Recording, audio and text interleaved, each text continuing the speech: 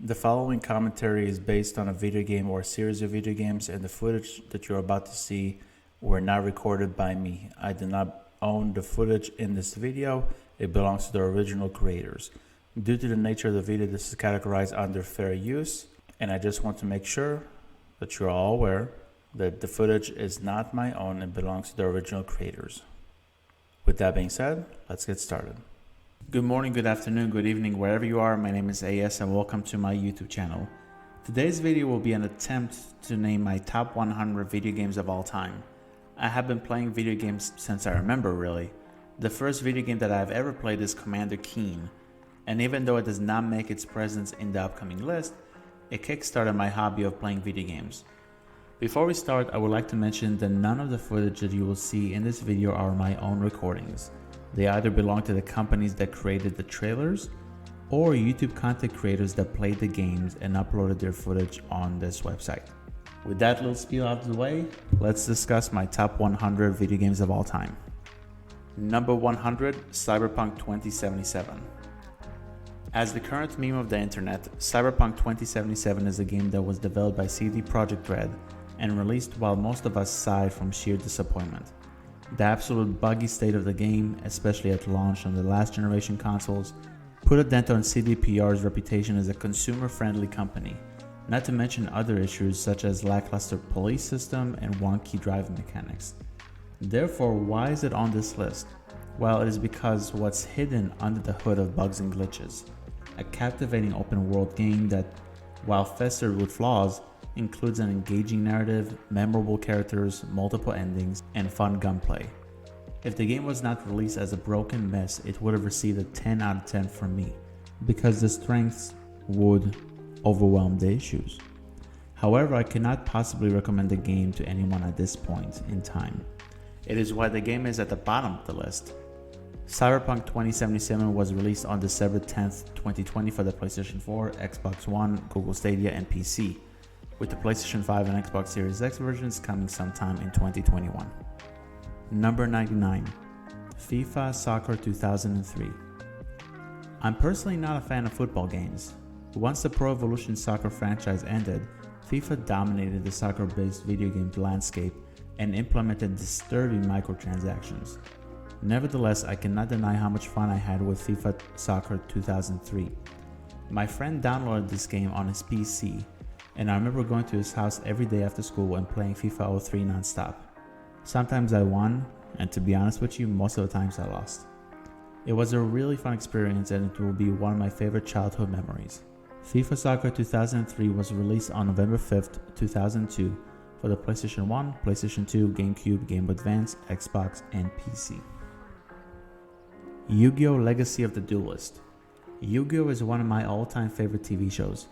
Yugi's adventure while trying to become the champion was really cool, and as a kid, I collected Yu-Gi-Oh! Cards.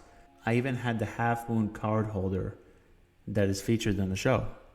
However, I do feel like the interest in the show fell off once Yugi was no longer the protagonist.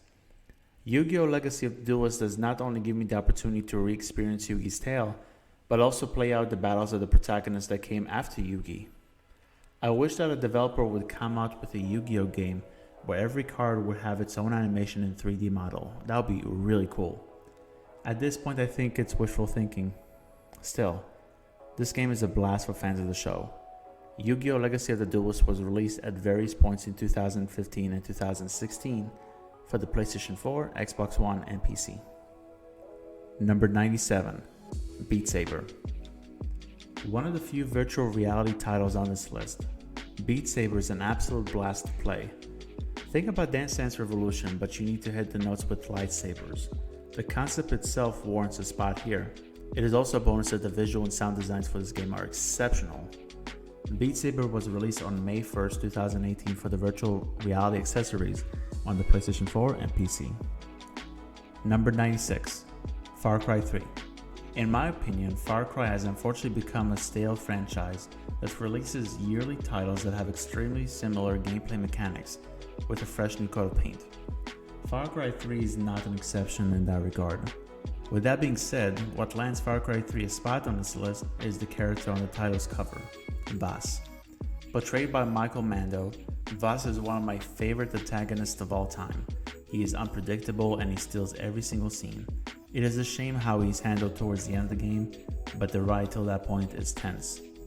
Far Cry 3 was released on November 29th, 2012 for the PlayStation 3, Xbox 360 and PC, as well as through the Classic Edition on November 26, 2018 for the PlayStation 4 and Xbox One. Number 95, Dungeon Siege: Throne of Agony. I don't remember much from this game, but I remember spending around 150 hours with it. An RPG based on a well-known franchise on PC. This game has addictive gameplay that offers several classes and incentives to keep playing it, including better armor, weapons, and stats. What's funny is that I only stopped playing the game because my save file of 100 plus hours of playtime was corrupted. I didn't plan on restarting the progress all over again, despite how fun it was. Dungeon Siege: Throne of Agony released on October 30th, 2006, exclusively for the PlayStation Portable. Number 94, Spiderman. The game that is based on Sam Raimi's first theatrical portrayal of the main character, Spider-Man blew me away when I first played it. Prior to playing it, the only Spider-Man game that I played was the first title on the PlayStation 1. When I installed this title and started to play as Spider-Man in his wrestling costume, I was taken aback by the beautiful animations, the heavy-hitting combat system, and the complex level design. I do not think that I ever beat it, but the experience itself is what stuck in my mind from the moment I pressed the start button. Spider-Man was released on April 16, 2002 for the Game Boy Advance, GameCube, PC, PlayStation 2, and Xbox.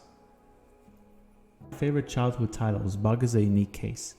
I enjoyed the heck out of it while trying to progress through the levels. I stopped playing it at some point for whatever reason, but I remember that it was a lot of fun. Here's the kicker. I went back and played it again last year, and all of the levels that I played as a young lad were from the first world, so technically, I never passed the first world up until a year ago. It is not an easy title by any stretch of the imagination, but Bug will always have a safe spot on this list. Bug was released on August of 1995 for the Sega Saturn and PC. Number 92, LEGO Racers. Despite its simplicity, LEGO Racers was wonderful. The charming art design of the LEGO characters, not to mention the vehicles themselves, brought me back time and time again. It didn't have the complex level design of Mario Kart 64 or the speed of a Wipeout title, but it is still a game that I can easily install and play for fun by myself or with some friends. LEGO Racers was released on July 31st, 1999 for the Nintendo 64, PlayStation 1, original Game Boy, and PC. Number 91, Crysis 2. Crysis 2 was my first entry into the series. I didn't play the original Crysis up until last year, and to be honest, I was not impressed by it. It could be because I played it on the Xbox 360, but the visuals did not really blow my socks off, and the lack of music stopped me from being excited about certain action set pieces. Crysis 2 improves on everything that was established with Crysis 1. The visuals are gorgeous, the suit-based abilities are more refined, and every firefight feels satisfying. Crysis 2 was released on March 22nd, 2011 for the PlayStation 3, Xbox 360, and PC. Number 90, Spec Ops the Line. Sadly, I don't think that many people have talked about Spec Ops the Line since launch. The gameplay is serviceable, sure, but what puts it heads and shoulders above most third-person shooters in the market is its narrative. You may think that your goal is rescuing fellow servicemen in the desert, but the game proceeds to throw twist after twist after twist after twist to the point that by the end of the game, your expectations are completely subverted from your original impression of the title. I highly recommend that you play this game, if nothing else, for the story alone. Spec Ops the Line was released on June 26, 2012 for the PlayStation 3, Xbox 360, and PC. Number 89, Transformers: Fall of Cybertron. The best video game of all time based on the license, Transformers: Fall of Cybertron is a treat. As the name suggests, you play through the fall of Cybertron. However, you play it from the perspective of both the Autobots, aka the good guys, and the Decepticons, aka the bad guys. The gunplay and driving mechanics feel great, the set pieces are awesome, and the multiplayer is incredible. There is a reason that Transformers: Fall of Cybertron was brought to the European versions of the PlayStation 4 and Xbox One. It is a shame that these versions are exclusive to Europe though. Transformers Fall of Cybertron was officially released on August 21st, 2012 for the PlayStation 3, Xbox 360, and PC. Number 88, Alan Wake. Another underrated gem with a fantastic story that not a lot of people discuss nowadays.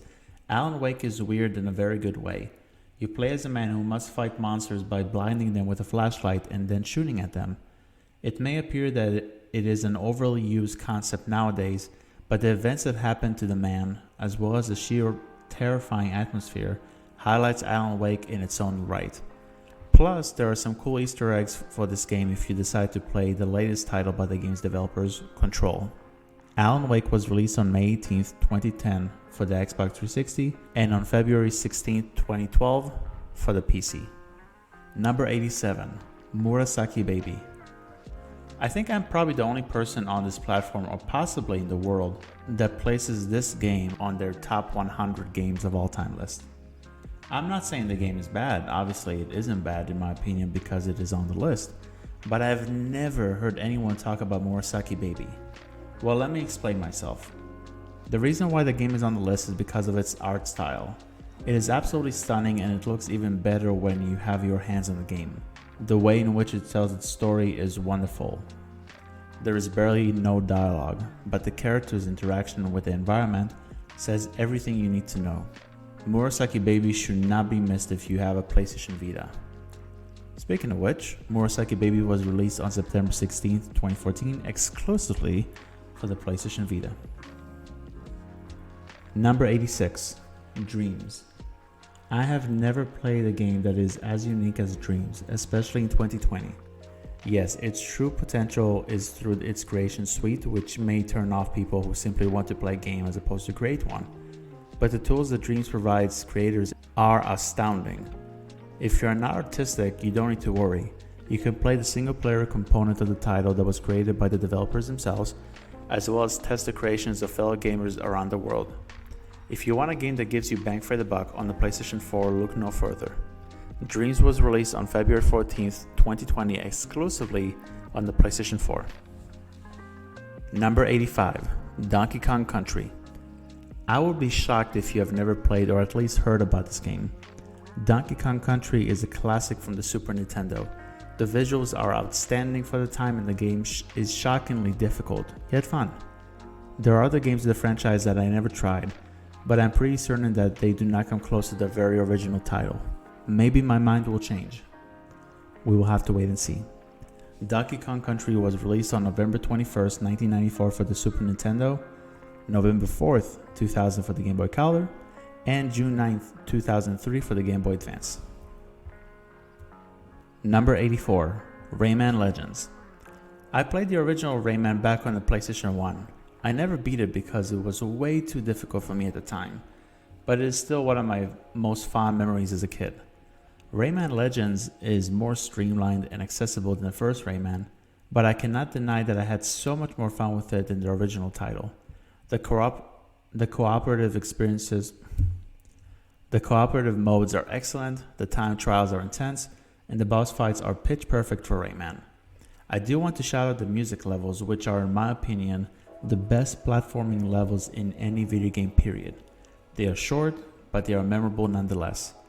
Rayman Legends was originally released on September 3rd, 2013 for the PlayStation 3, PlayStation Vita, Wii U, Xbox 360, and PC.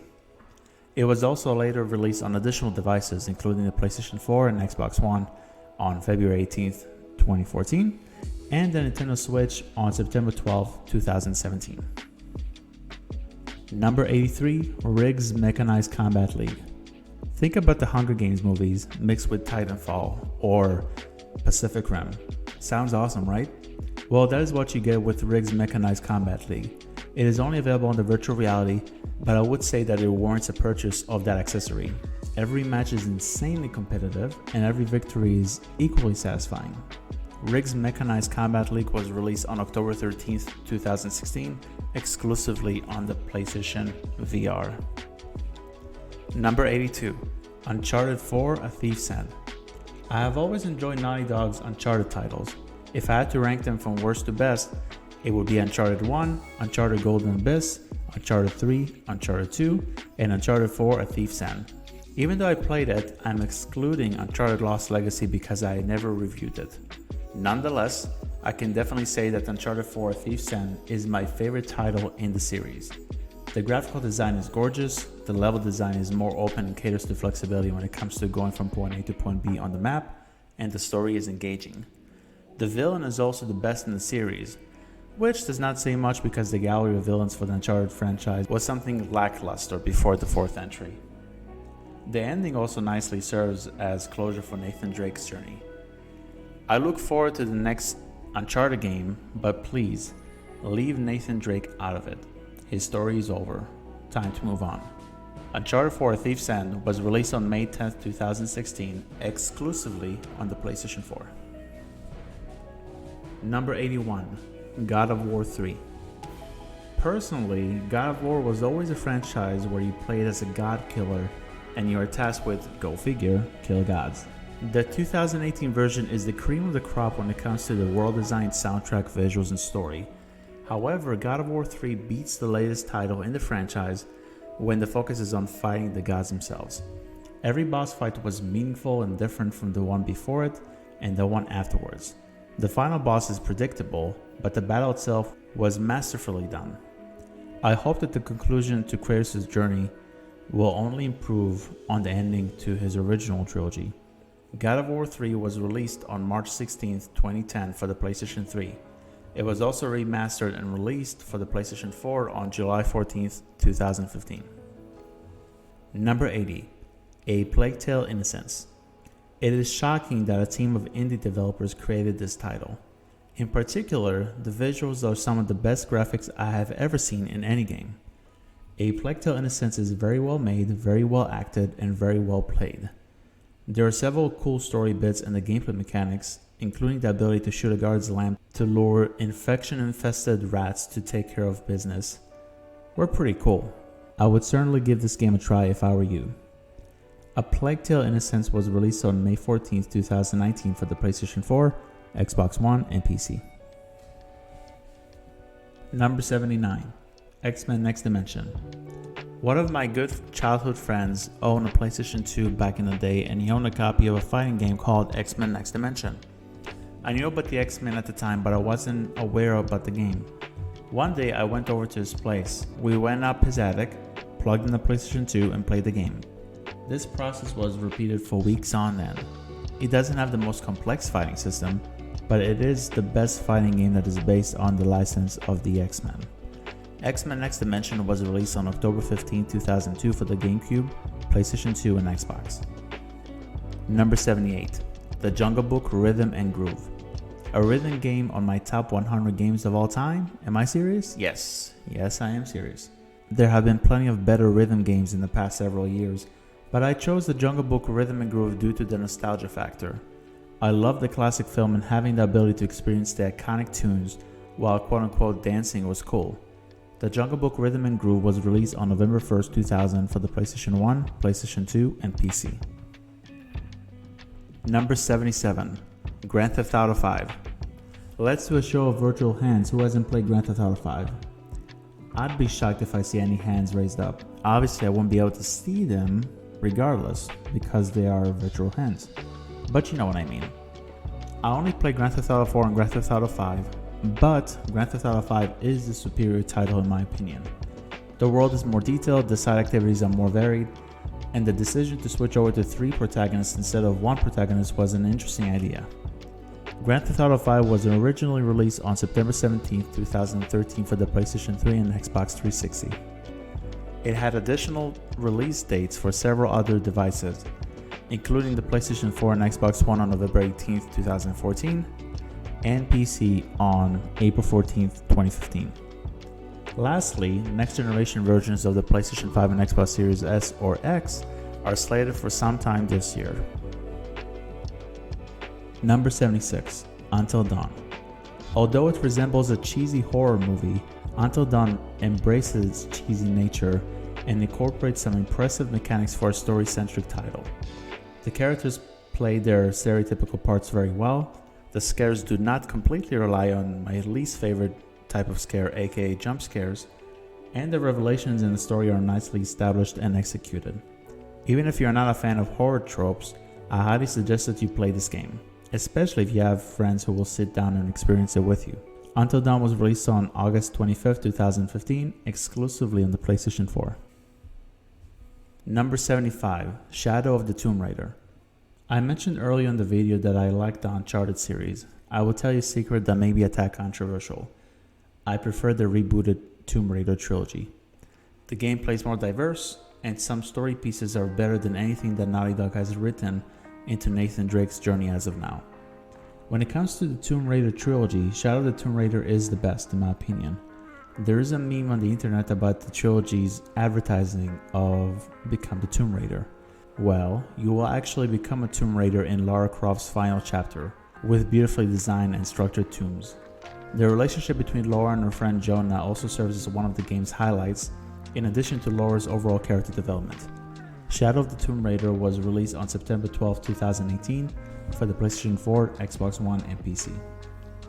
Number 74, John Wick Hex. If you like the John Wick movie trilogy, you will enjoy John Wick Hex.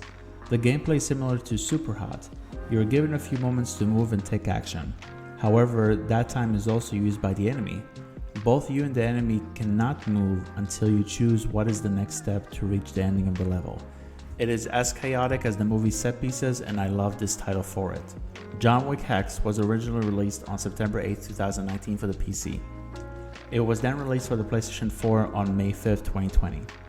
Finally, it was released on the Xbox One and Nintendo Switch on December 4, 2020. Number 73, West of Dead. A Ghost Rider roguelike title with Rob Perlman as the star. Sign me up. West of Dead is one of the best titles in its genre due to its artistic design, incentives for multiple playthroughs, and straight up enjoyable gunplay. The bosses are also great and once again, reminiscent of the Ghost Rider franchise. Play it when you have a chance. Trust me. West of Dead was released on November 14, 2019 for the Nintendo Switch, PlayStation 4, Xbox One, and PC. Number 72, Dragon's Dogma. You play as a man or woman whose heart is eaten by a dragon, and you travel the world killing monsters and seeking the dragon who ate your organ. That concept alone should warrant a playthrough, don't you think? Dragon's Dogma is an RPG that does not play around the bushes with its difficulty. Well, at least in the beginning.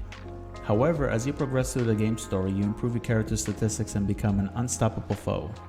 It is one of the most rewarding RPG games that I have ever played. Oh, by the way, you can fight a griffin, climb on its wings while it takes flight, and kill it midair. Such a deliciously entertaining game. Dragon's Dogma was released originally on May 22, 2012 for the PlayStation 3 and Xbox 360. It had additional release dates for other devices, including the PC on January 15, 2016, PlayStation 4 and Xbox One on October 3, 2017, and Nintendo Switch on April 23, 2019.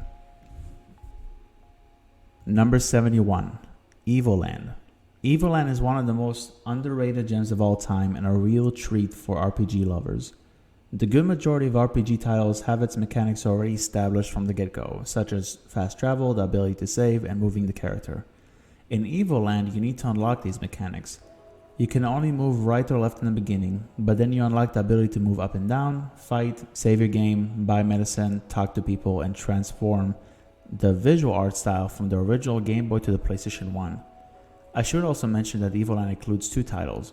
Evoland 1, which serves as a technical demo for the aforementioned concept, and Evoland 2, which includes those mechanics, but it is a more fleshed out RPG game.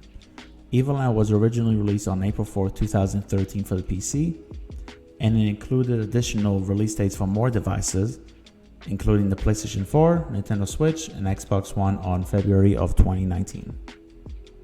Number 70, Gears of War 3. Marcus Phoenix's final adventure as the main protagonist is impressive.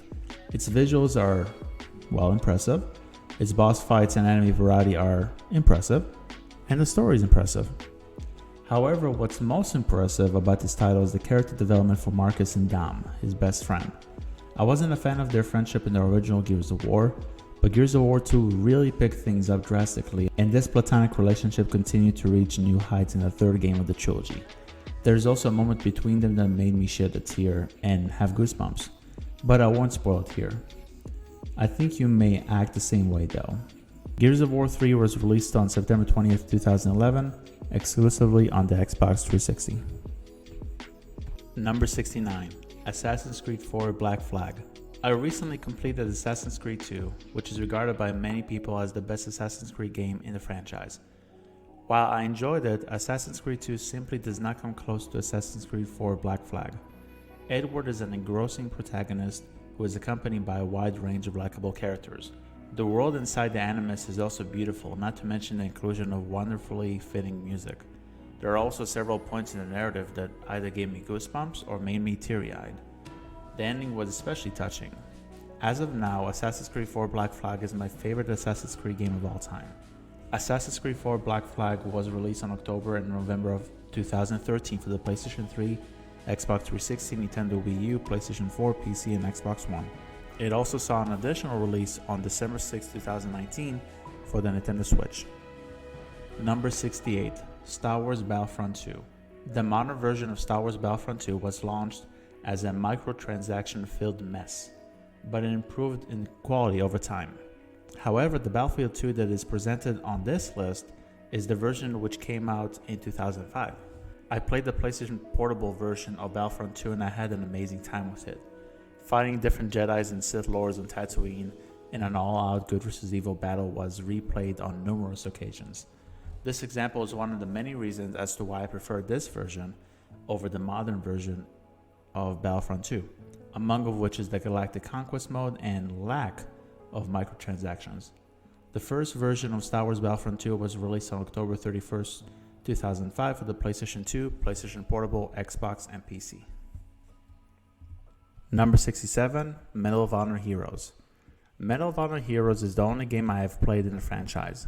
Fortunately, it did not stop me from spending around 300 hours with it. The single-player campaign was fun, but the multiplayer made me hooked on it. What's cool is that Medal of Honor Heroes is playable on the PlayStation Vita via backwards compatibility. Furthermore, the Vita version allows you to configure the controls, which means that I can play the game with 2 analog sticks instead of 1, making the experience that much better. Medal of Honor Heroes was released on October of 2006, exclusively on the PlayStation Portable. Number 66, Battlefield 4. Speaking about first-person shooters that took many hours from my free time, Battlefield 4 falls under the same category. The Levolution feature that enables a complete transformation of certain maps was something that I had not seen prior to playing the game. The visuals were also stunning and the gunplay was just second to none. I will gladly play Battlefield 4 any day instead of the Battlefield titles that came out after it. Battlefield 4 was released on October and November of 2013 for the PC, PlayStation 3, Xbox 360, PlayStation 4, and Xbox One. Number 65, Valiant Hearts. Despite its lack of typical shooting gameplay due to its depiction of a world war, Valiant Hearts is a very compelling game. You initially play as someone who delivers mail during the conflict, but then you go through character development to the point that the story brings you to the front lines. There is barely dialogue in its tale, but the narrative manages to pull on your heartstrings because of how endearing the characters can be. The soundtrack is also phenomenal. Valiant Hearts was originally released on June 25, 2014 for the PlayStation 3, PlayStation 4, Xbox 360, Xbox One, and PC. It proceeded to have additional release dates for more devices, including iOS and Android on September and November of 2014, respectively, and November 8, 2018 for the Nintendo Switch. Number 64, Call of Duty Black Ops. The original Call of Duty is nostalgic and has given me many good memories. Nevertheless, Call of Duty Black Ops is my favorite title in the series. It has the best single-player campaign, the best zombie mode, and in my opinion, the best multiplayer component of any title. What I most appreciate about this game is the inclusion of combat training, a mode that gives you the opportunity to play through the multiplayer modes against computer opponents. Playing against other people for the first time can be very frustrating, so the addition of combat training is awesome and serves as a way to prepare you for the real deal. Call of Duty Black Ops was released on November 9th, 2010 for the Nintendo DS, PlayStation 3, Nintendo Wii, Xbox 360, and PC. Number 63, Cuphead. If my grandfather watched some video footage of Cuphead, he would think that I was watching an old school TV show. I would not blame him for that train of thought because, in terms of presentation, the game feels exactly like an old school cartoon. The visual and sound designs are breathtaking, highlighting the beautiful animations and level designs, as well as the nostalgic music. The gameplay is also tight and precise, and the difficulty does not take anything away from an overall unforgettable game. Cuphead was originally released on September 29, 2017 for the Xbox One and PC. It included additional release dates for other devices, including April 18, 2019 for the Nintendo Switch and June 28, 2020 for the PlayStation 4. Number 62, Mario & Luigi Superstar Saga. The Mario franchise is always primarily focused on platforming titles. Super Mario World, which will make an appearance later on this list, is one of the best titles in the genre and a classic whenever the Super Nintendo is discussed. Imagine then my surprise when I played Mario & Luigi Superstar Saga and fell in love with it. The mechanics are straightforward, but there is also an element of puzzles while you explore the world and figure out where you're supposed to go. This adventure is certainly one of the best games on its respected system. Mario & Luigi Superstar Saga was released on November 17, 2003, exclusively on the Game Boy Advance. Number 61, Mega Man X. I was 2 years old when Mega Man X came out. Due to obvious reasons, I was not ready to play the game at the time, let alone own a Super Nintendo. By the time I had some hands-on experience with the title, I was a teenager and I resorted to emulation. Nevertheless, it was a fantastic experience, not to mention my first interaction with the franchise.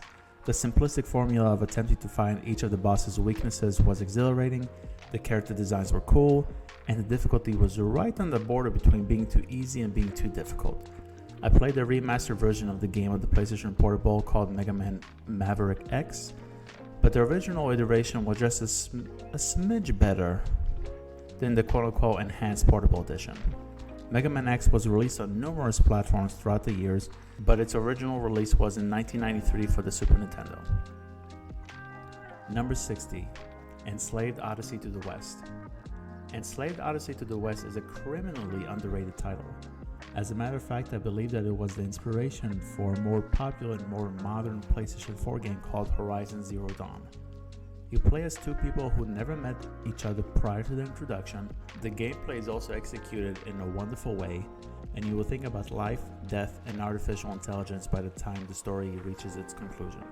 Enslaved Odyssey to the West was released on October 5, 2010 for the PlayStation 3 and Xbox 360.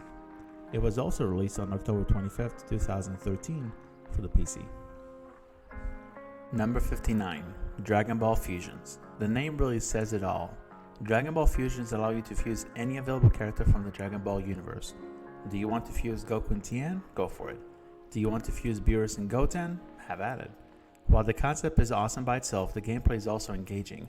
It is a turn-based RPG with hints of strategy, where you're asked to either defeat your opponents outright or push him or her out of the arena. It is one of the few Dragon Ball games that has been heavily slept on, and if you own a Nintendo 3DS, I urge you to give this game the light of day. Dragon Ball Fusions was released on August 4, 2016, exclusively on the Nintendo 3DS. Number 58, Astral Chain. As one of the best exclusive titles on the Nintendo Switch, Astral Chain is a must-play for the console's owners. Its anime-style visuals are exceptional, the music is top-notch, and the combat system is engrossing. Not only will you use your human character to perform attack patterns, but you can summon different beings to fight alongside you. The game will keep you engaged from start to finish, and the boss fights will keep you on your toes from beginning to end. Astral Chain was released on August 30th, 2019, exclusively on the Nintendo Switch. Number 57, Burnout Paradise. My favorite racing game of all time. Burnout Paradise is the cream of the crop. The inclusion of an open world setting was brilliantly done, especially since the Burnout franchise is well known for its speed and chaotic nature. The races were heart-pumping per usual, but they were further enhanced by the environmental design and pitch-perfect soundtrack. I'm really glad that they remastered the game for the 8th generation of consoles. Now you all don't have an excuse to pass this title. Joking aside, you really should play this game. You won't regret it. Burnout Paradise was released originally on January 22nd, 2008 for the PlayStation 3, Xbox 360, and PC. It was later remastered and released between 2008 and 2020 for the PlayStation 4, Xbox One, PC, and Nintendo Switch. Number 56, Jazz Jackrabbit. I did not expect many people to have this game on their top 100 list, but I added it strictly on its nostalgia factor. Jazz Jackrabbit is a typical platformer where you play as, you guessed it, a rabbit. You perform the predictable actions on the platforming checklist. Jump, run, defeat enemies, win the game. With that being said, I think that I enjoyed this game more than other platformers at the time because of its charm. The characters' designs enticed me to keep playing, and the fun gameplay only enhanced my experience. Jazz Jackrabbit was released in 1994 for the PC. Number 55, NBA Street Showdown. As my first interaction with the NBA Street series, NBA Street Showdown was phenomenal. I spent hours and hours on it, creating my character, upgrading him, and performing insane tricks on the court. I've heard that NBA Street Volume 2 is the pinnacle of the franchise, but I never had the opportunity to play it. Oh, it will be done soon, trust and believe. Till then, NBA Street Showdown is my favorite basketball title of all time. NBA Street Showdown was released on April 27, 2005, exclusively on the PlayStation Portable. Number 54, Brothers: A Tale of Two Sons. Brothers: A Tale of Two Sons is a stellar indie title. From its music, visual design, narrative, and gameplay mechanics, not many games come close to it. In particular, its control scheme sets it apart from other games in its genre and in general. You play as two brothers who must travel the world in search for a certain item.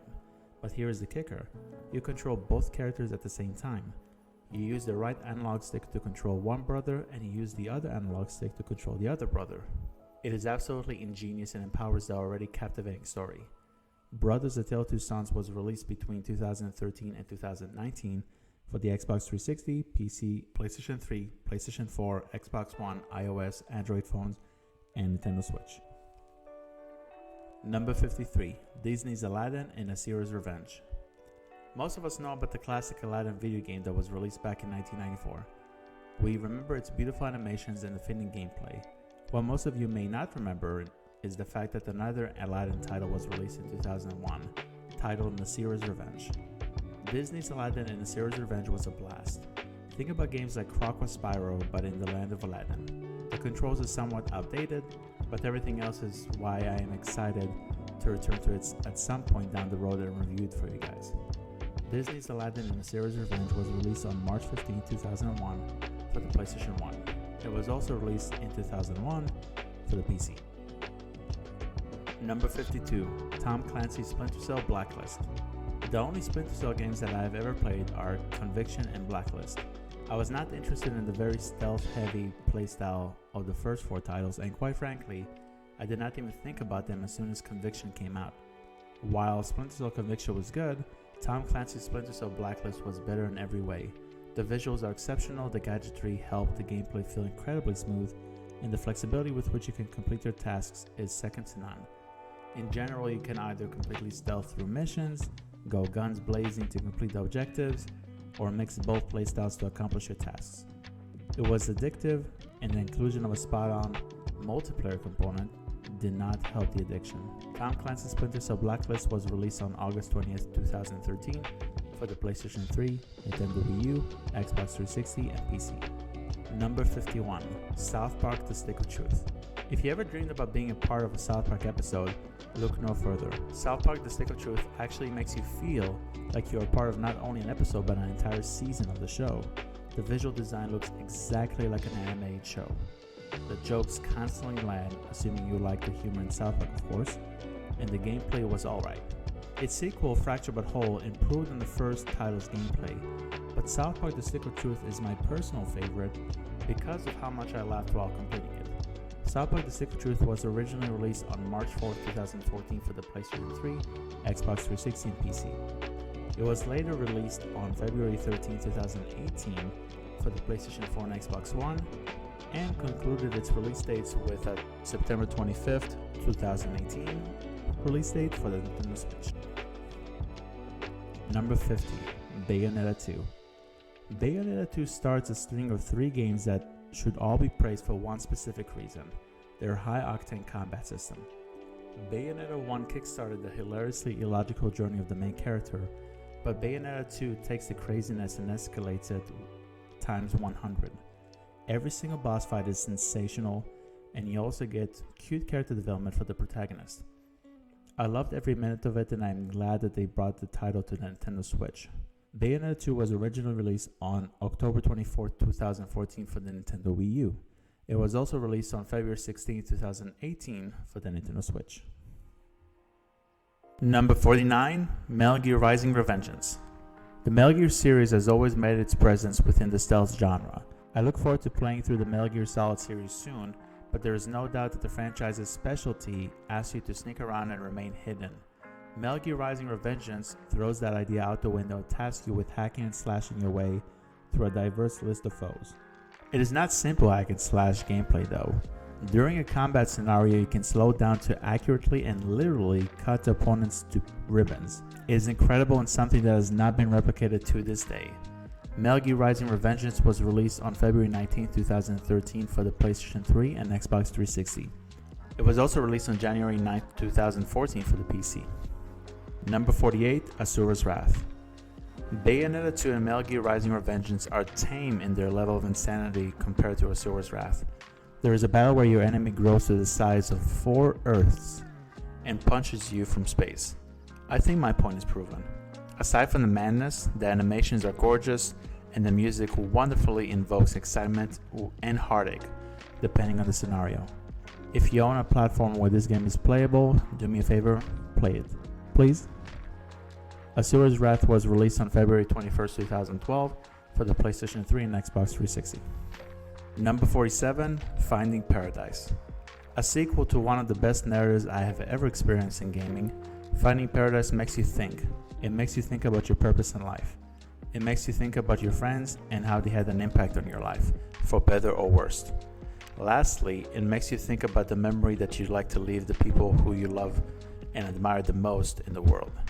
The game is text heavy, but it is that text that will stay in your mind long after you complete the title.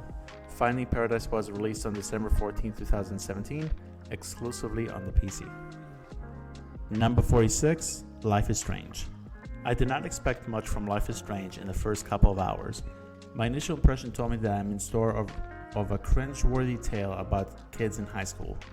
By the time the first episode reached its finale, my opinion completely changed. Life is Strange has a story that will keep you guessing every turn. Remember that TV show that you used to watch? Yeah, I'm talking about the one where every episode ended in a cliffhanger that came out of nowhere and made you yearn for the next title. Remember that show? Yes, that is the train of thought that you will express with this gaming gem. Life is Strange was released episodically from January to October of 2015 for the PlayStation 3, PlayStation 4, Xbox 360, Xbox One, PC, iOS, and Android phones. Number 45, The Last of Us Part 2. I love The Last of Us Part 2. Yes, I said it. In fact, I liked it more than the original Last of Us.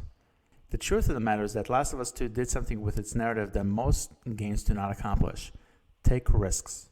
When you take a risk, you either succeed or fail. In my opinion, Naughty Dog succeeded. The praise for the story does not take anything away from its improvement in the gameplay, soundtrack, and visual departments. The Last of Us 2 was released on June 19, 2020, exclusively on the PlayStation 4. On a side note, I want to make a very quick statement to the people that dislike this game. If you are a part of that group, that's okay. However, please voice your criticism amicably and respectfully. Do not troll Neil Druckmann's Twitter on a daily basis. Do not spend hours every day on YouTube searching it and making negative comments on videos that praise Last of Us 2. Lastly, do not send death threats to anyone, especially if they are only guilty for doing their job. Okay, I'm done. Let's continue with the list. Number 44, Ori and the Blind Forest. I'm going to go on a limb here. If Ori and the Blind Forest was an Xbox One exclusive, it would be a system seller. It is an indie and it costs practically a third of a traditional AAA game, but its presentation alone warrants a full price tag.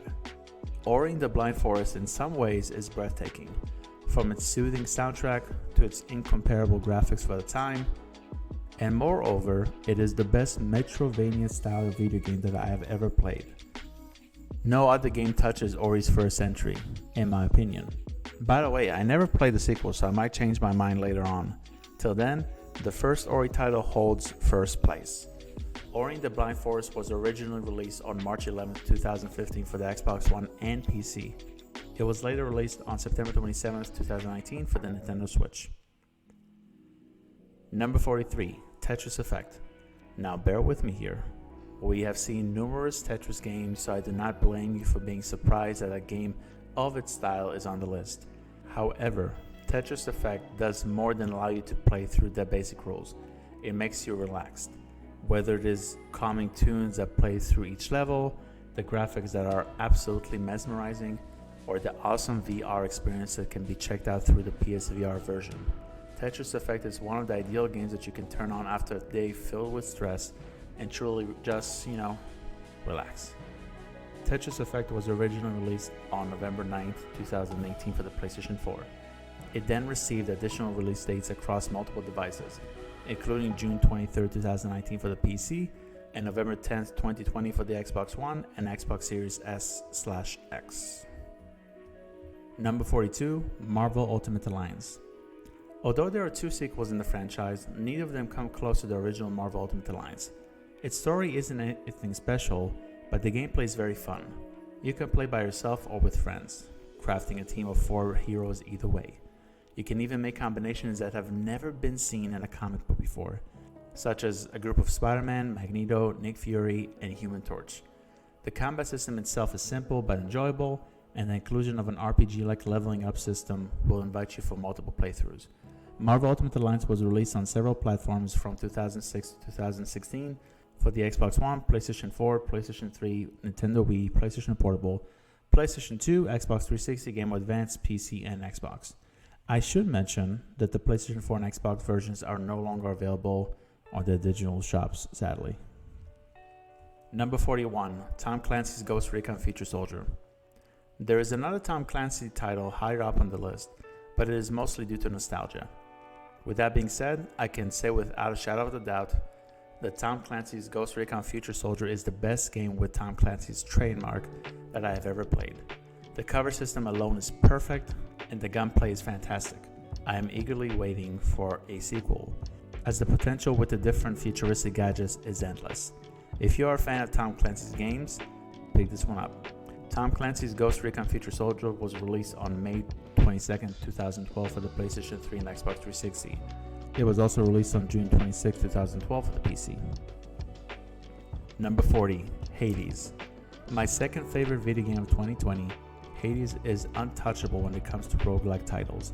The gameplay is exceptional, every character is charismatic, and the way in which Hades encourages you to get up after falling in battle is something truly special. If Hades was available on the PlayStation 4 or PlayStation 5, I would easily devote hours and hours of my time while attempting to earn the Platinum Trophy. Hades was officially released on September 17, 2020 for the PC and Nintendo Switch. Number 39, World of Warcraft. When World of Warcraft was released, my dad and I made a deal. He will pay for the monthly fee, which to this day boggles my mind that it even exists, and I can play the game until I reach the max level, which was 60. I agreed. I played the game every single day, and there are so many memories that I cherish from that title, ranging from meeting quote-unquote new friends online to defeating a dungeon after a long-winded battle. I stopped playing the game once I capped off my character's ranking, per the argument with my dad, but it does not change the fact that World of Warcraft is one of the best massively multiplayer online RPGs of all time. I mean, there's a reason why expansion packs are released for this title to this day. World of Warcraft was released on November 23, 2004, exclusively on the PC. Number 38, The Wolf Among Us. Another Telltale game holds a higher spot on this list, but The Wolf Among Us tells a gripping tale. It takes what we know about characters such as the Big Bad Wolf and Little Red Riding Hood and creates a detective story with several twists and turns. It also helps my adoration of the game that one of my favorite villains of all time is introduced in episode 3. Who is that character? Well, let's just say that you don't want to repeatedly call the character's name in front of a mirror at night, or that character will recklessly come after you. By November 4th, 2014, The Wolf Among Us was released on Android phones, iOS, PlayStation 3, PlayStation 4, PlayStation Vita, PC, Xbox 360, and Xbox One. Number 37, Dragon Ball Z Boo's Fury. The original Dragon Ball Z Legacy of Goku title was a mere stepping stone. Dragon Ball Z Boo's Fury is an outstanding RPG based in the world with Goku, Vegeta, Gohan, etc. The leveling up system is improved over the game's predecessor, asking you to enhance your character's statistics prior to advancing to the next section of the environment. There are also more unlockables, including the opportunity to play Gogeta and Vegeta. Legacy of Goku 2 is great, but Boo's Fury is a bit better as a package. Dragon Ball Z Boo's Fury was released on September 14, 2004, exclusively on the Game Boy Advance. Number 36, 13 Sentinels Aegis Rim. 13 Sentinels Aegis Rim is my favorite video game of 2020. It is not because of the gorgeous visual design. It is not because of the terrific soundtrack. It is not because of the portion of the gameplay where you fight against a kaiju. No. It is because of the story. Every single character is brimmed with personality and memorable dialogue, and the interactions among the characters places the game head and shoulder above anything else that I played last year. Nevertheless, I do want to give you a warning if you decide to jump into this title. Do your best to complete the storylines one by one instead of jumping between storylines. If you attempt to do the latter, you may be completely lost over the general narrative and the smaller stories as well. Just a friendly advice. 13 Sentinels was released on September 22nd, 2020, exclusively on the PlayStation 4. Number 35, Marvel Superheroes vs. Street Fighter. Marvel Superheroes vs. Street Fighter is the best arcade fighting title that I have ever played. X-Men vs. Street Fighter came close, but the pick for this list includes a better roster, better teamwork among the chosen fighters per battle, and a much improved final boss. I also love the songs that are played in the fighter selection screen and the pre-battle screen. I will instantly recognize them whenever they are played on YouTube or anywhere else. Marvel Superheroes vs. Street Fighter was released first on August 27, 1997 for the arcade. It then proceeded to release on October 22, 1998 for the Sega Saturn, which was exclusive to Japan by the way, and it was then released on February 23, 1999 for the PlayStation 1. Number 34, Pokemon Stadium 2. If the next Pokemon RPG title has the same level of production value for each of its Pokemon as Pokemon Stadium 2, I will never need another Pokemon game again. Till then, Pokemon Stadium 2 is my path for wishful thinking. Each Pokemon looks great and each attack is nicely animated. In addition, the inclusion of challenges as opposed to the first title encourages you to get out of your comfort zone and battle with Pokemon that are normally not in your lineup. Pokemon Stadium 2 is the best non-RPG title in the franchise. Pokemon Stadium 2 was released on December 14, 2000, exclusively on the Nintendo 64. Number 33, Crash Bandicoot 3 Warped. When I was in elementary school, I lived in an 8-story building on the 7th floor. From time to time, my mom, my brothers, and I went over to our neighbor who had 2 daughters my age. After we chatted a bit in the living room, I would go to the girls' room and play Crash Bandicoot 3 with them on the PlayStation 1. It was such a good game and it translated very nicely in the remastered trilogy that was released in 2017. Despite the remaster's enhancements, I would always prefer the PlayStation 1 version of Crash Bandicoot 3 Warped. The original version of Crash Bandicoot 3 Warped was released on October 31st, 1998, exclusively on the PlayStation 1. Number 32, Detroit Become Human. It is incredible to see how Quantic Dream started with Indigo Prophecy, which I really disliked, and ended with Detroit Become Human, which I consider is one of the best narrative-heavy titles in the industry. Each of the 3 protagonists is diverse and exceptionally portrayed. The choices have real consequences, and a certain scene towards the end was emotional, powerful, and gave me goosebumps, assuming your choices lead to that scene. Detroit Become Human was released on April 24, 2018 on the PlayStation 4. It was also released on December 12, 2019 for the PC. Number 31, Rock Band. The first console that I have ever owned is a Nintendo Wii. When I was in college, I brought the console with me and I played several incredible games, including Dragon Ball Z Budokai Tenkaichi 3, which will not make an appearance on this list. However, a game that I played religiously and will indeed have a spot on this list is Rock Band. Rock Band is my third favorite music-based video game of all time. The inclusion of bass, drums, and vocals is awesome, and the guitar mechanics are just as good as the Guitar Hero games. Thankfully, there is an additional mode that sets Rock Band apart from the titles that I mentioned, Endless Setlist. If you want the challenge, play the Endless Setlist, which tasks you with choosing a difficulty, an instrument, and play every single song in the game non-stop. If you pause the title, your score will be reset. If you accidentally press the home button, your score will be reset. Completing it was extremely rewarding, and I would like to do it again at some point on this channel. I just need to find an affordable Rock Band guitar and obviously a copy of the game from my currently owned consoles. Rock Band was released between 2007-2008 for the Xbox 360, PlayStation 3, PlayStation 2, and Nintendo Wii. Super Mario World.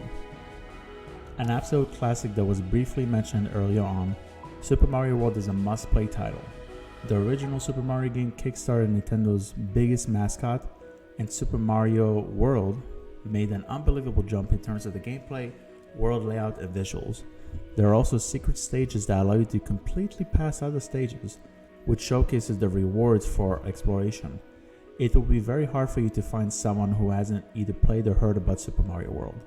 Super Mario World was released on November 21st, 1990 for the Super Nintendo, and it was also released on February 9, 2002 for the Game Boy Advance. Number 29, Silkroad Online. I would concur that World of Warcraft is superior than the remaining two MMORPGs on the list, but the reason why Silkroad Online and the other MMORPG on the list rank higher than World of Warcraft is due to the nostalgia factor. When I was in middle school, after the end of my World of Warcraft related deal with my dad, my friends and I would play Silkroad Online non-stop. We mainly stayed in the earlier portion of the title, but fighting the monsters and executing different skills was very, very fun. My computer is not currently capable of playing this title. Otherwise, I would have returned to it by now. Silkroad Online was released on October 1st, 2005, exclusively on the PC. Number 28, Alien Isolation. In 2013, Aliens Colonial Marines was released and it was god-awful. You mostly fight human opponents, the xenomorphs aren't scary at all, and guess what? You defeat the final boss with a single press of a button. It seems like it will be a very long time until we get a great title based on the world of the xenomorphs. Fortunately, we only had to wait to 1 year for Alien Isolation. Unlike Alien Colonial Marines, Alien Isolation is actually scary. You play as Ellen Ripley's daughter, and you are tasked with investigating a seemingly abandoned ship. However, a xenomorph does inhabit it, and it possesses one of the best AIs I have ever seen in gaming. It is also impossible to hurt it, at least in the beginning, forcing you to run, hide, and move carefully throughout the levels. Alien Isolation is one of my favorite horror games of all time, and I look forward to see if and when a sequel takes place. Alien Isolation was released on October 7th, 2014 for the PlayStation 3, PlayStation 4, Xbox 360, Xbox One, and PC. It was also released on December 5th, 2019 for the Nintendo Switch. Number 27, Little Fighters 2. Little Fighters 2 is not a traditional game. It does not have a narrative. It only has one mode. It is no longer playable on modern computers unless you download Windows XP or Windows 98. However, the one mode that was playable in Little Fighters 2 was chaotic and one of the best side-scrolling beat-em-up titles that I have ever played. Each playable character came with his or her own set moves and superpowered attacks, and there could be over 50 characters on screen at one time. I had an incredible time with this game. Little Fighters 2 was released in 1999 exclusively on the PC. Number 26, Dragon Ball Z Budokai 3. When I think about fighting games that are set in the Dragon Ball Z universe, the top 3 contenders are Dragon Ball Z Budokai Tenkaichi 3 for its sheer amount of characters, Dragon Ball Z Fighters for its competitive nature and mind-blowing art design, and the pick for this list, Dragon Ball Z Budokai 3. The jump between the original Budokai and the third game in the trilogy is something that would have never been expected. A semi-open world layout, the Dragon Rush mode, massively improved graphics, and the very impressive final attacks give this game the award for the best fighting game set in the anime's universe, in my opinion of course. Dragon Ball Z Budokai 3 was released on November 16, 2004 for the PlayStation 2. It was also released on November 2nd, 2012 for the Xbox 360 and PlayStation 3 as part of the Dragon Ball Z Budokai HD collection. Okay, we're down to the top 25 games on the list, and let's start with number 25, which is Disney's Hercules. The movie on which the game is based on is one of my favorite anime films of all time. The game does an excellent job when it comes to capturing the magic of the movie, in addition to incorporating a platforming system that makes you a part of the experience. If they remake Disney's Hercules, I would be on board. Just make it longer, please. The original title ended very quickly.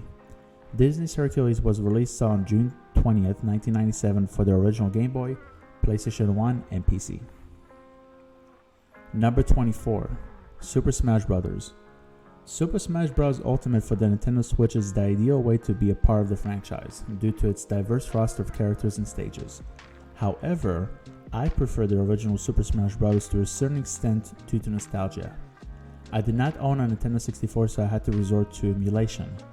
Playing multiplayer against my brothers on a daily basis is one of my favorite childhood experiences.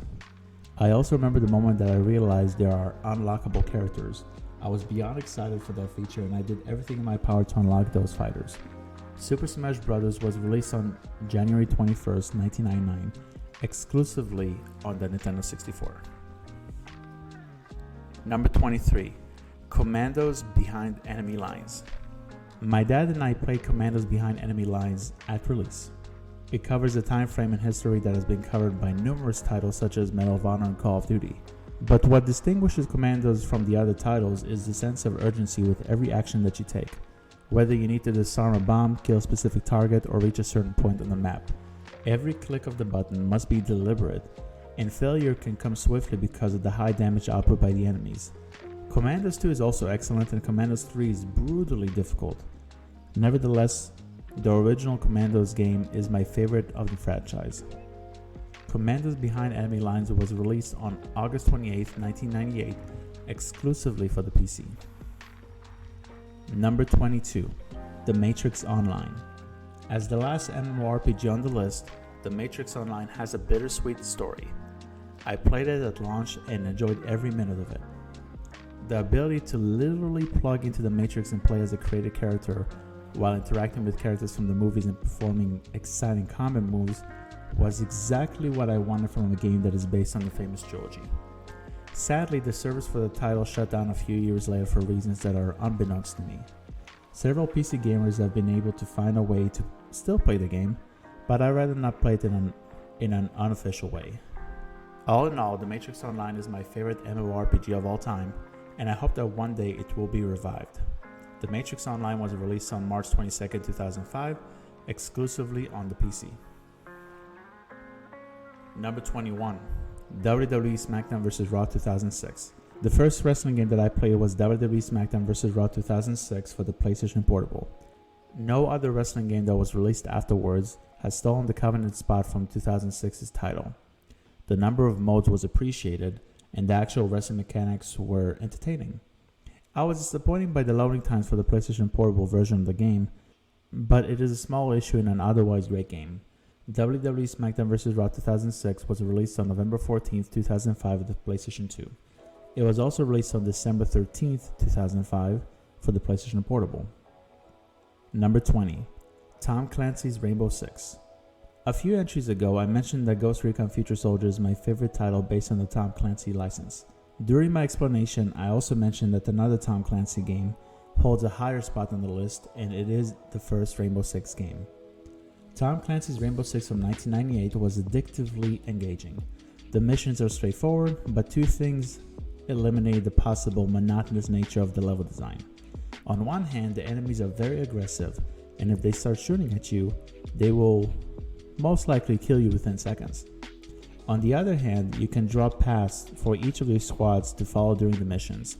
The amount of control you had on the pre-mission planning has rarely been replicated to this day, and it is one of the many reasons why I love the original Rainbow Six so much. Tom Clancy's Rainbow Six's original release was August 21st, 1999 for the PC. It then proceeded to release throughout the years for multiple platforms. including the Nintendo 64, PlayStation 1, Game Boy Color, and Sega Dreamcast. Number 19, To the Moon. When the end credits started to roll for To the Moon, I was both crying and contemplating my own life. The latter may seem drastic, but thoughts about your productivity in life, your relationships with your friends and family, and your meaning of life are all covered in what I would consider as one of the best narratives in media, period. It is the prequel to Finding Paradise, which we covered earlier on this list. Nevertheless, To the Moon holds the higher spot because the narrative and writing are so exceptional that I would recommend it to everyone, whether they're gamers or not. To the Moon was released on November 1st, 2011 for the PC. It was also released on January 16, 2020 for the Nintendo Switch. Number 18, Tekken Dark Resurrection. Tekken Dark Resurrection is not only my favorite Tekken title, but it is my favorite fighting game of all time. The new characters are the best introduced fighters in any Tekken title, aside from the original for obvious reasons. The numerous modes where you can conduct combos will keep you busy for a very long time, and the bowling mode was surprisingly enjoyable. Earning a strike with a giant bear, how is that not entertaining? Tekken Dark Resurrection was first released on February of 2006 for the arcade. It was then released on July 25, 2006 for the PlayStation Portable. Number 17, Diablo 3. I must have spent around 500 hours with Diablo 3. I played it on the Xbox 360 and I played it on the PlayStation 4 as well. If you want addictive gameplay that will invite you back for another session, and another session, and another session, Diablo 3 is a game for you. Potentially endless playtime, a good number of incredible varied characters, and a cooperative experience without any noticeable bugs and glitches. This game cost $60 at release, and it is worth much more than that price tag. Diablo 3 was originally released on May 15, 2012 for the PC. It added several release dates for more devices, including September 3, 2013 for the PlayStation 3 and Xbox 360, August 19, 2014 for the PlayStation 4 and Xbox One, and November 2, 2018 for the Nintendo Switch. Number 16, Crysis Core Final Fantasy VII. Despite my enjoyment from Final Fantasy VII Remake, it did not impress me and had an impact on me as much as the original Final Fantasy VII's prequel, Crysis Core Final Fantasy VII. This game is exclusive to the PlayStation Portable and it squeezes everything from the device's technological components to deliver one of the best Final Fantasy games of all time. The cutscenes are magnificent, the combat system is awesome and does away with the turn-based mechanics, and the story is spectacular, not to mention an ending that will leave you heartbroken. Crysis Core also covers the origins of Sephiroth, one of the best villains in the franchise, which I really adored. Crysis Core Final Fantasy VII was released on September 13, 2007, exclusively on the PlayStation Portable. Number 15, Dead Space. My favorite horror game of all time. Dead Space is terrifying. You land on a ship after a distress call was activated. What you find on the ship certainly warrants that distress call. The necromorphs or the monsters are horrific, and they will charge at you without a second thought.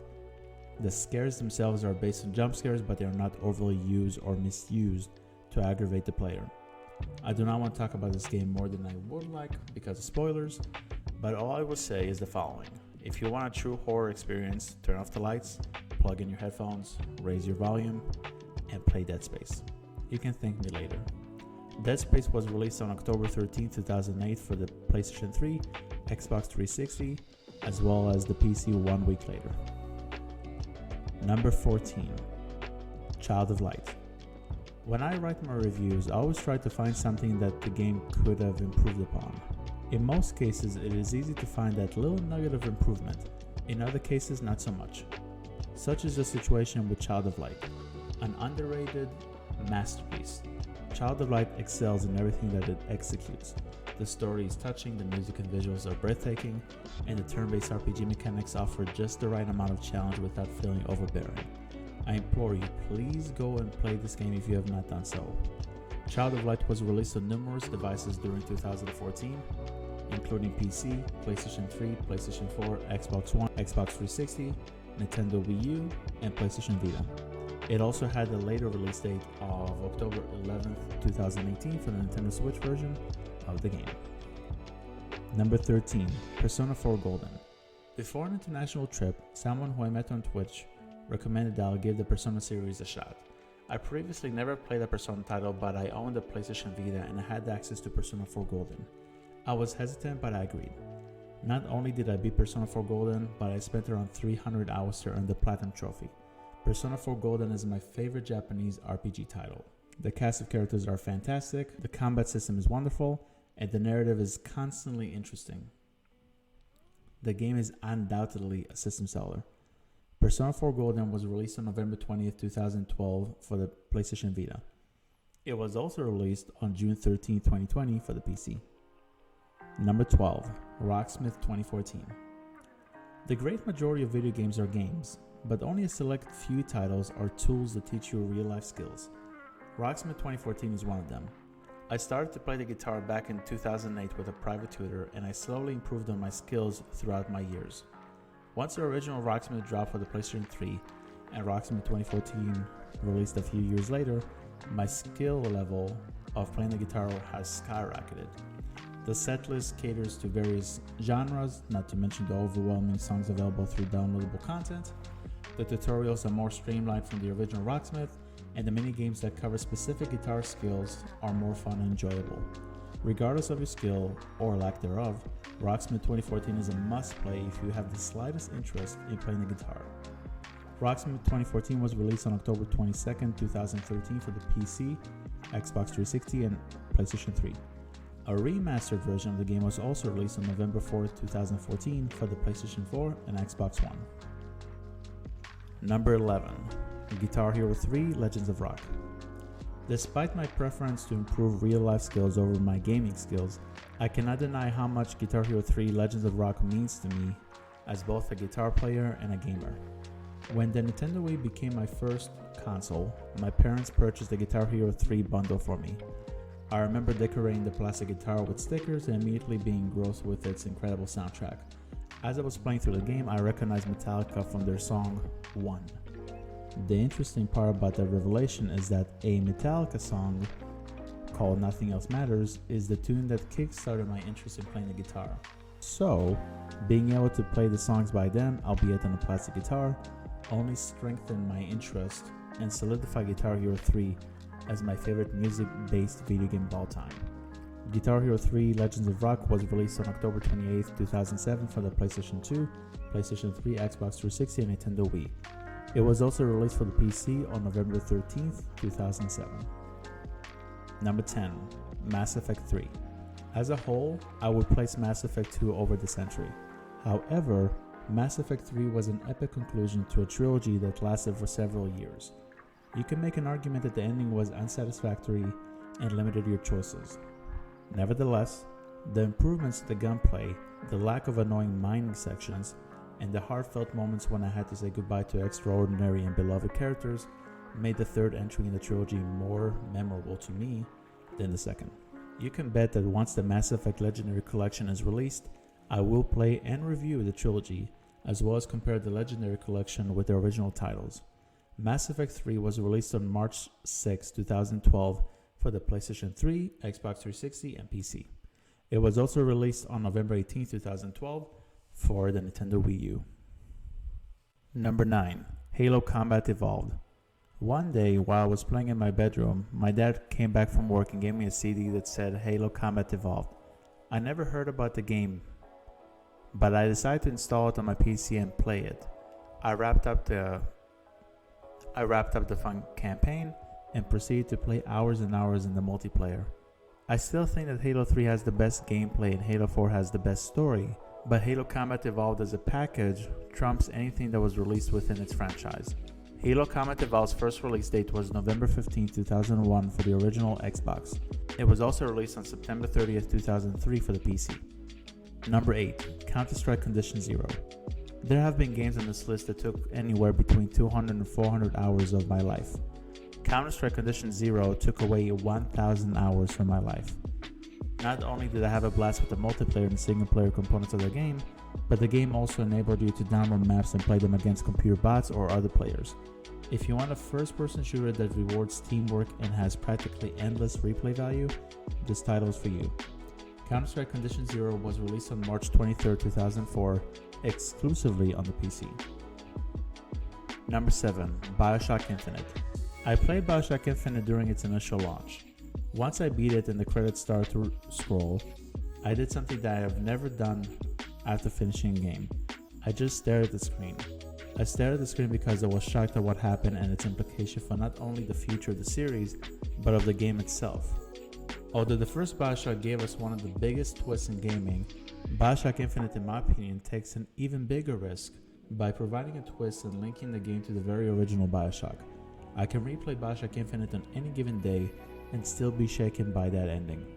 The gameplay is also fantastic, let's not forget about that part. Bioshock Infinite was originally released on March 26, 2013 for the PlayStation 3 and Xbox 360.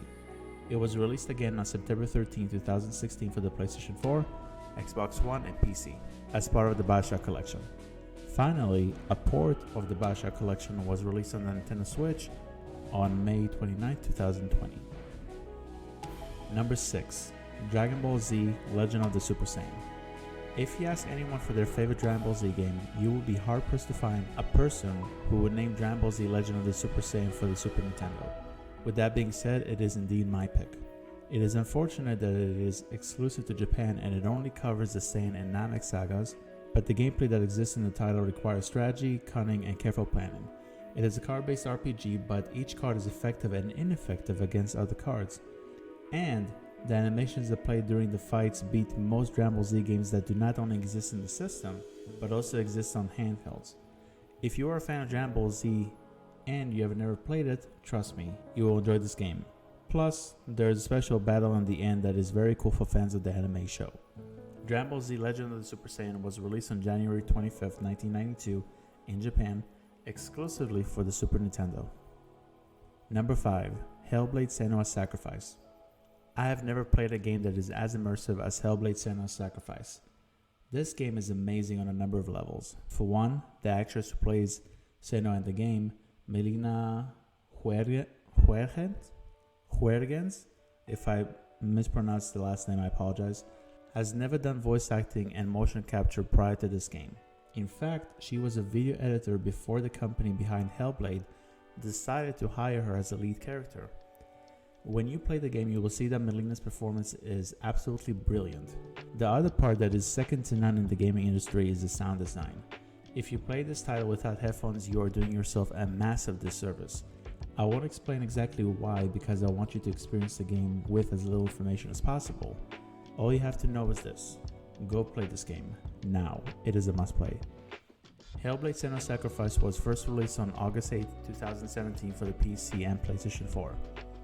It was also released on April 11, 2018 for the Xbox One. Finally, it was released on April 11, 2019 for the Nintendo Switch. Number 4. Deus Ex. Cyberpunk 2077 is my 100th game on this list, but it could have been much higher had it not been for the broken state of the title. Why? It is because it reminds me a lot of this game, the original Deus Ex. If I could define this title with one adjective, it would be flexible.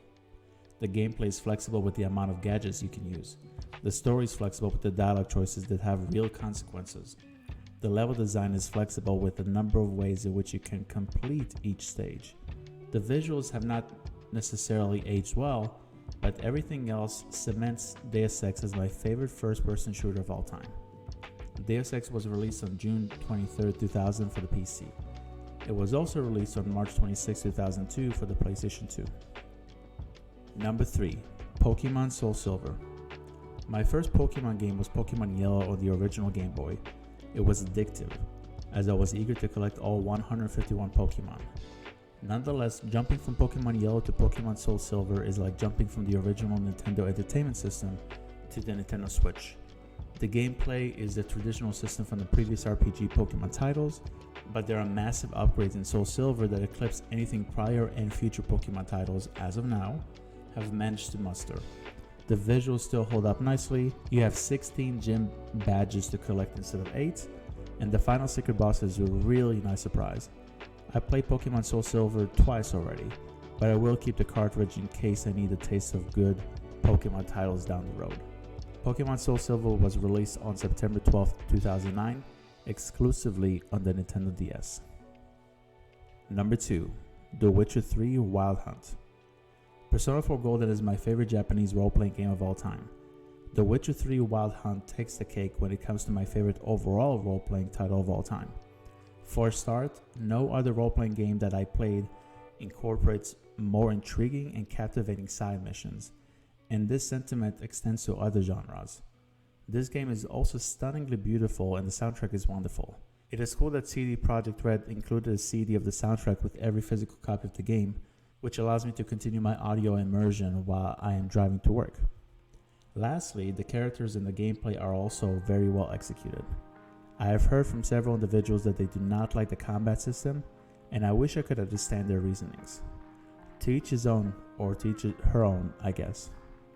The Witcher 3 Wild Hunt was released on May 19, 2015 for the PlayStation 4, Xbox One, and PC. It was also released on October 15, 2019 for Nintendo Switch. Lastly, the PlayStation 5 and Xbox Series X and S upgrades are supposed to arrive sometime this year. Number 1. Telltale The Walking Dead. There's one specific thing when it comes to gaming that you should know about me. As controversial as it may be, the most important aspect of a game in my opinion is its narrative. Afterwards, it is the sound design, the gameplay, and the graphics, in that particular order. With that being said, it should not be a surprise that a story-focused title sits as my number 1 favorite game of all time. I mean, my logo is based on the game. Telltale The Walking Dead is the best story I have ever experienced in a video game. The characters are memorable, the relationship between Lee and Clementine is cute and endearing, and the finale to Season 1 will make you feel something by default. Even though my pick for number 1 mostly revolves around the first season, the other 3 seasons are also well told. Season 2 is fantastic, Season 4 is great and includes a touching ending, and Season 3, yes, Season 3, was good. My only complaint about Season 3 is the exclusion of characters from that season in Season 4. None of the characters from Season 3 besides Clementine and AJ come back to Season 4, so it could give the insinuation or the impression that Season 3 was a big time waster. However, it does not change the fact that the writing and characters in Season 3 were great. But let me stop, I'm going into a different topic. Anyway, Telltale The Walking Dead is phenomenal and there can be no other game that will ever take away its spot as number 1. For me. By March 26, 2019, the entire Telltale The Walking Dead series was released on numerous platforms, including the PlayStation 4, Xbox One, Nintendo Switch, and PC. Well, that was a long video, but that is my list. What do you all think? Which games would you include in your top 100 games of all time? Please let me know in the comment section below. Till next time, have a great day or evening wherever you are. My name is AES, and I will see you guys in the next video. Bye-bye.